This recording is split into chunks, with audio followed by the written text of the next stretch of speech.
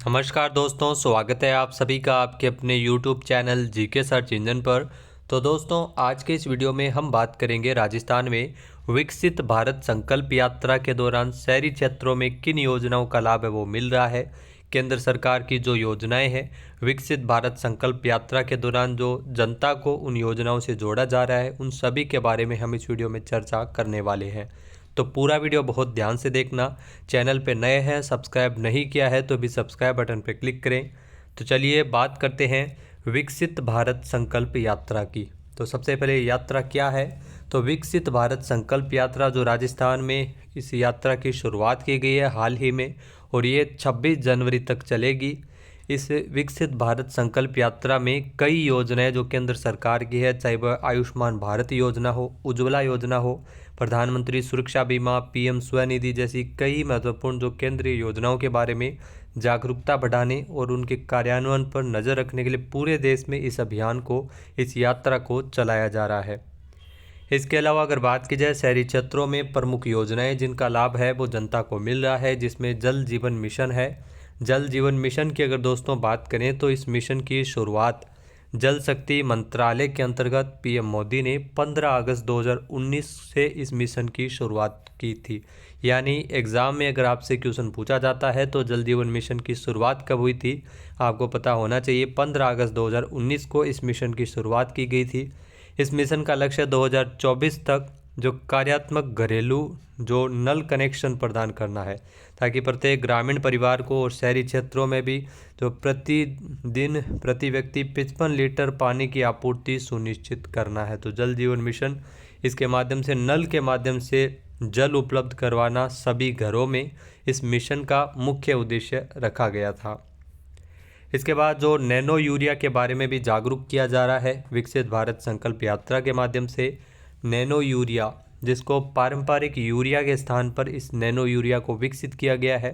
ये आपको बता दें कि जो नॉर्मल यूरिया जो किसान खेतों में यूज करते हैं, तो उसकी आवश्यकता को न्यूनतम 50% तक ये कम कर सकता है। इसकी 500 मिली की एक बोतल में 40,000 मिलीग्राम लीटर नाइट्रोजन होता है, जो सामान्य यूरिया के एक बैग यानी बोरी के बराबर नाइट्रोजन पोषक तत्व प्रदान करता है। तो ये भी किसानों के लिए काफ़ी फ़ायदेमंद है नैनो यूरिया। इनके बारे में किसानों को जागरूक किया जा रहा है और किस प्रकार से काम में लिया जा रहा है ये बताया जा रहा है। इसके अलावा विकसित भारत संकल्प यात्रा के दौरान ड्रोन के प्रदर्शन पर भी इसमें चर्चा की जा रही है कि ड्रोन के माध्यम से किस प्रकार से आप खेतों में यूरिया का छिड़काव कर सकते हैं। किसानों को इसके बारे में समझाया जा रहा है, जिसमें एक दिन में लगभग 25 से 30 एकड़ छिड़काव है वो किया जा सकता है ड्रोन के माध्यम से, जबकि मशीन से मजदूर छिड़काव एक दिन में 4-5 एकड़ ही करता है। तो इस तरह से देखिए तो ड्रोन से करीब 5 गुना अधिक छिड़काव है वो खेतों में, चाहे यूरिया का छिड़काव करना हो, चाहे कीटनाशकों का छिड़काव करना हो, काफ़ी आसानी से किसानों के लिए ड्रोन के माध्यम से छिड़काव संभव हो सकता है। मशीन से छिड़काव की लागत 800 रुपये प्रति एकड़ है, जबकि ड्रोन से छिड़काव की लागत 400 रुपये प्रति एकड़ है, जिससे किसानों को बचत भी होती है। तो इस प्रकार से ड्रोन का इस्तेमाल किस प्रकार से खेतों में किया जा सके, इसको लेकर विकसित भारत संकल्प यात्रा में जागरूक किया जा रहा है किसानों को। इसके अलावा दोस्तों मृदा स्वास्थ्य कार्ड के बारे में भी बताया जा रहा है। मृदा स्वास्थ्य कार्ड योजना जो भारत सरकार के प्रमुख कार्यक्रमों से एक है। मृदा स्वास्थ्य कार्ड योजना जो फरवरी 2015 में इसे लॉन्च किया गया था। 19 फरवरी 2015 को राजस्थान के ही गंगानगर जिले के सूरतगढ़ में जो राष्ट्रव्यापी राष्ट्रीय मृदा सेहत कार्ड योजना का शुभारंभ हुआ था। योजना अगर आपसे पूछ लिया जाए कि मृदा स्वास्थ्य कार्ड योजना का शुभारंभ कहाँ से हुआ था, तो ये राजस्थान के गंगानगर से हुआ था। 19 फरवरी 2015 को इसकी शुरुआत की गई थी। इस योजना का मुख्य उद्देश्य था देश भर के किसानों को मृदा यानी मिट्टी स्वास्थ्य कार्ड प्रदान किया जाना। मिट्टी से संबंधित तो किसानों को जो राज्यों का सहयोग करना है। इस प्रकार इस योजना के अंतर्गत जो ग्रामीण युवा एवं किसान जिनकी आयु 40 वर्ष तक है, वो मृदा परीक्षण प्रयोगशाला की स्थापना और नमूना परीक्षण वो कर सकते हैं। इसके अलावा दोस्तों अगर बात की जाए तो प्राकृतिक खेती के बारे में भी किसानों को जागरूक किया जा रहा है विकसित भारत संकल्प यात्रा के माध्यम से। प्राकृतिक खेती यानी नेचुरल फार्मिंग, जिसका मुख्य उद्देश्य एक कृषि पारिस्थितिकी ढांचे को अपनाए जाने को बढ़ावा देकर जलवायु परिवर्तन की अनिश्चितताओं से जुड़े जोखिमों को कम करना है। ये किसानों को कम लागत वाले घरेलू इनपुट का उपयोग करने, रासायनिक उर्वरकों और औद्योगिक कीटनाशकों के उपयोग को बंद करने के लिए प्रोत्साहित करता है। यानी नेचुरल जो प्राकृतिक संसाधन है उसका उपयोग करके हम किस प्रकार से खेती की जा सकती है, उसे नेचुरल फार्मिंग कहते हैं। भारत सरकार ने रसायन मुक्त और जलवायु स्मार्ट कृषि को बढ़ावा देने के लिए अलग अलग योजना के रूप में भी एक जो महत्वपूर्ण मिशन शुरू किया है, प्राकृतिक खेती के लिए राष्ट्रीय मिशन जो NMNF, जो प्राकृतिक खेती के लिए राष्ट्रीय मिशन की शुरुआत है। नेचुरल फार्मिंग के लिए जो मिशन शुरू किया गया है, नेशनल मिशन, जिसमें केंद्र सरकार के द्वारा 15,000 भारतीय प्राकृतिक खेती जैव इनपुट संसाधन केंद्र स्थापित किए जाने का प्रस्ताव है, वो इसमें रखा गया है। इसके अलावा दोस्तों स्किल सेल एनीमिया के बारे में भी इस विकसित भारत संकल्प यात्रा के माध्यम से जागरूक किया जा रहा है। स्किल सेल एनीमिया एक आनुवंशिक बीमारी है। ये बीमारी सामान्यतः आदिवासी जनजातियों में पाई जाती है। पीएम मोदी ने इस सिकल सेल की इस चुनौती को ख़त्म करने के लिए वित्त वर्ष 2023-24 के केंद्रीय बजट में राष्ट्रीय अभियान सिकल सेल एनीमिया उन्मूलन अभियान शुरू किया था। यहाँ सिकल सेल एनीमिया अभियान शुरू किया था 2047 तक अगर बात की जाए तो इसमें इस बीमारी को पूरी तरह से जड़ से ख़त्म करने का लक्ष्य निर्धारित किया गया है। अगले 3 साल तक देश में 17 राज्यों के 200 से ज़्यादा जिलों में ये अभियान चलाया जाएगा, जिसके तहत 40 साल से कम उम्र के 7 करोड़ से ज़्यादा आदिवासी और अन्य समूह के लोगों की स्क्रीनिंग की जाएगी। इसके बाद लोगों को स्थानीय भाषा में स्मार्ट कार्ड भी मिलेगा ताकि होने वाले बच्चों में इस रोग को बढ़ने से रोका जा सके। उसके बाद दोस्तों आभा कार्ड के बारे में भी जानकारी दी जा रही है। आभा कार्ड के माध्यम से आप सभी चिकित्सा जानकारी जैसे परीक्षण के परिणाम, निदान, दवा के नुस्खे आदि ये सभी जानकारियाँ जल्दी और आसानी से इसके माध्यम से उपलब्ध हो जाती है। अस्पतालों, क्लिनिक और डॉक्टरों के साथ सहजता से अपने मेडिकल रिकॉर्ड का आदान प्रदान करने की क्षमता, जिससे आप नए स्थानों में चिकित्सा देखभाल प्राप्त कर सकते हैं। आयुष्मान भारत स्वास्थ्य खाता जो आभा कार्ड के रूप में इसे जाना जाता है, ये 14 अंकों वाली एक विशिष्ट पहचान संख्या होती है जिसे आपके आधार, मोबाइल नंबर और ड्राइविंग लाइसेंस के माध्यम से जोड़ा जाता है। तो इसके में आभा कार्ड में भी रजिस्ट्रेशन है वो विकसित भारत संकल्प यात्रा के तहत करवाए जा रहे हैं, जिसमें ध्यान रखना निम्न आय वाले जो वर्ग के लोग हैं उनको 5 लाख रुपए का मुफ्त इलाज है वो आभा कार्ड के माध्यम से ये करवा सकते हैं। उसके बाद अगर दोस्तों देखा जाए तो स्वामित्व योजना, इसके बारे में भी जागरूक किया जा रहा है। विकसित भारत संकल्प यात्रा के दौरान राष्ट्रीय पंचायती राज दिवस के अवसर पर 24 अप्रैल 2021 को स्वामित्व योजना की शुरुआत की गई थी। स्वामित्व योजना का मुख्य उद्देश्य जो उन्नत ड्रोन प्रौद्योगिकी का उपयोग करते हुए ग्रामीण क्षेत्रों में आवासीय क्षेत्रों का सीमांकन करके जो ग्रामीण भारत में संपत्ति सत्यापन के लिए जो ड्रोन के माध्यम से जो सर्वे करवाया जाता है, जो भूमि का और सीमांकन करवाया जाता है, तो इसके लिए स्वामित्व योजना है वो शुरू की गई थी। डिजिटल पहल इसकी शुरुआत हुई थी और इसमें आपको बता दें कि पंचायती राज दिवस के अवसर पर 24 अप्रैल 2021 को स्वामित्व योजना शुरू हुई थी। उसके बाद उजाला योजना के बारे में भी लोगों को जागरूक किया जा रहा है। उजाला योजना जो उन्नत Jyotibai affordable LED for all यानी उजाला योजना का पूरा नाम है।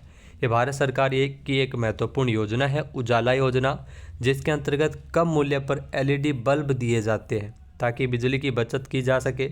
यह योजना बचत लैंप योजना के स्थान पर 1 मई 2015 से भारत के प्रधानमंत्री नरेंद्र मोदी ने 2015 में इस योजना की शुरुआत की थी, उजाला योजना। इसके अलावा स्वच्छ भारत मिशन के बारे में भी इसमें बताया जा रहा है। विकसित भारत संकल्प यात्रा के दौरान स्वच्छ भारत मिशन शहरी 2 अक्टूबर 2014 को इस मिशन की शुरुआत की गई थी, जिसका मुख्य उद्देश्य शहरी जो क्षेत्रों को शहरी भारत को खुले में शौच से मुक्त करना था। देश में 4041 सामुदायिक कस्बे में नगरीय ठोस अपशिष्ट का 100% वैज्ञानिक प्रबंधन यानी जितना भी कचरा है उसका सही तरीके से निस्तारण करना और खुले में शौच से मुक्त करना, ये स्वच्छ भारत मिशन का प्रमुख उद्देश्य है। इसके अलावा प्रधानमंत्री आवास योजना के बारे में भी लोगों को जानकारी दी जा रही है। विकसित भारत संकल्प यात्रा के दौरान प्रधानमंत्री आवास योजना 25 जून 2015 को पीएम मोदी ने प्रधानमंत्री आवास योजना का उद्घाटन किया था। योजना कब शुरू हुई थी ये आपके लिए जानना बेहद ज़रूरी है, क्योंकि एग्ज़ाम में यहाँ से डायरेक्ट आपके लिए क्वेश्चन पूछा जाता है। इसके अलावा साल 2023 तक प्रधानमंत्री आवास योजना का मुख्य लक्ष्य था कि जो गरीबी रेखा से नीचे जीवन यापन करने वाले परिवारों को अपना खुद का पक्का घर उनको उपलब्ध करवाना है। इसके लिए सरकार की ओर से सहायता राशि दी जाती है, किराया पर घर नहीं लेना पड़े। इस लक्ष्य को पाने के लिए इस लक्ष्य को पूरा कर लिया गया। 2023 तक जो जितना टारगेट रखा गया था प्रधानमंत्री आवास योजना के तहत वो कंप्लीट कर लिया गया। तो 25 जून 2015 को पीएम आवास योजना शुरू हुई थी। अब उसी की तर्ज पर राजस्थान में ध्यान रखना मुख्यमंत्री आवास योजना भी शुरू की जाएगी। नेक्स्ट अगर दोस्तों बात करें दीनदयाल अंत्योदय योजना, जी हाँ, भारत सरकार ने शहरी और ग्रामीण जो में रहने वाले गरीबों के लिए दीनदयाल उपाध्याय अंत्योदय योजना की शुरुआत है वो 25 सितंबर 2014 से, यानी 2014 में इस योजना को शुरू किया गया था। इस योजना का मुख्य उद्देश्य कौशल विकास और अन्य उपायों के माध्यम से आजीविका के अवसर में वृद्धि करना है और शहरी और ग्रामीण गरीबी को कम करना है। उसके बाद लोगों को पीएम स्वनिधि योजना के बारे में भी जानकारी दी जा रही है। प्रधानमंत्री स्ट्रीट वेंडर आत्मनिर्भर निधि जो पीएम स्वनिधि योजना जो शहरी क्षेत्रों के स्ट्रीट वेंडर के लिए एक सूक्ष्म ऋण योजना है, जिसकी शुरुआत 1 जून 2020 को की गई थी। योजना का मुख्य उद्देश्य 50,000 रुपये तक का बिना किसी गारंटी के पूंजी ऋण की सुविधा उपलब्ध करवाना है। पीएम स्वनिधि के अंतर्गत ऋण योजना को दिसंबर 2024 तक के लिए बढ़ा दिया है, यानी इस योजना की अवधि है वो 2024 तक के लिए बढ़ा दी गई है। अगली अगर बात की जाए तो आयुष्मान कार्ड के बारे में भी लोगों को जागरूक किया जा रहा है कि जल्द से जल्द आयुष्मान कार्ड है वो बना ले। केंद्र सरकार की महत्वपूर्ण योजना है आयुष्मान भारत स्वास्थ्य बीमा योजना। इस योजना की शुरुआत की गई थी जिसमें 5 लाख रुपये तक का जो मुफ्त इलाज है वो करवाया जा सकता है। कार्ड धारक है वो सूचीबद्ध अस्पतालों में अपना इलाज कर सकते हैं, जिसमें पात्र लोगों को आयुष्मान कार्ड है उनके बन रहे हैं। इसके अलावा राजस्थान में ध्यान रखना चिरंजीवी योजना, जिसमें 25 लाख रुपये तक का बीमा कवर मिलता था। इसमें भी आगामी समय में आपको 25 लाख रुपए का बीमा कवर देखने को मिल जाएगा। 5 लाख के स्थान पर फिलहाल 10 लाख रुपए का बीमा आप राजस्थान में करवा सकते हैं। इलाज 10 लाख रुपए तक का मुफ्त ले सकते हैं और मौजूदा समय में एक बड़ी संख्या में लोग इस योजना से जुड़ रहे हैं। उसके बाद आधार अपडेट के बारे में भी लोगों को जागरूक किया जा रहा है। जिनका आधार कार्ड 10 साल पुराना है, यानी 10 साल पुराना जिनका आधार कार्ड है उनको अपना आधार कार्ड अपडेट करवाने की ज़रूरी है, क्योंकि उसमें आपका फ़ोटो भी पुराना हो गया होगा। आपके अगर नाम में कोई करेक्शन है तो आपको आने वाले समय में किसी भी एग्ज़ाम में या किसी भी योजना को जब आप अप्लाई करते हैं तो उस टाइम कोई दिक्कत नहीं आए, तब आपको आधार कार्ड अपडेट होना आपका अनिवार्य है। तो सही आपकी जानकारी हो आधार कार्ड में और सही तरीके से उस पर फ़ोटो अपडेट हो, ये आप ज़रूरी सुनिश्चित कर लें। और अंत में दोस्तों आपको पीएम उज्ज्वला योजना से भी अवगत कराना चाहूँगा कि इस योजना का भी लाभ लोगों को किस प्रकार से मिल सके। इसके लिए विकसित भारत संकल्प यात्रा के दौरान इसमें जागरूक किया जा रहा है।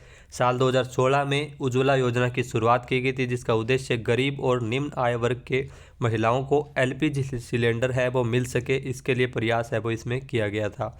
योजना के तहत ग्रामीण और शहरी इलाकों में गरीबी रेखा से नीचे रहने वाले जो बीपीएल परिवारों को मुफ्त में गैस कनेक्शन उपलब्ध करवाना था।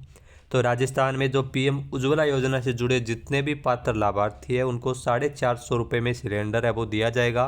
पहले भाजपा जो कांग्रेस सरकार की ओर से 500 रुपये में गैस सिलेंडर देने के लिए योजना चलाई थी, उसी के स्थान पर अब राजस्थान में 450 रुपये में गैस सिलेंडर पीएम उज्ज्वला योजना से जुड़े हुए लाभार्थियों को दिया जा रहा है।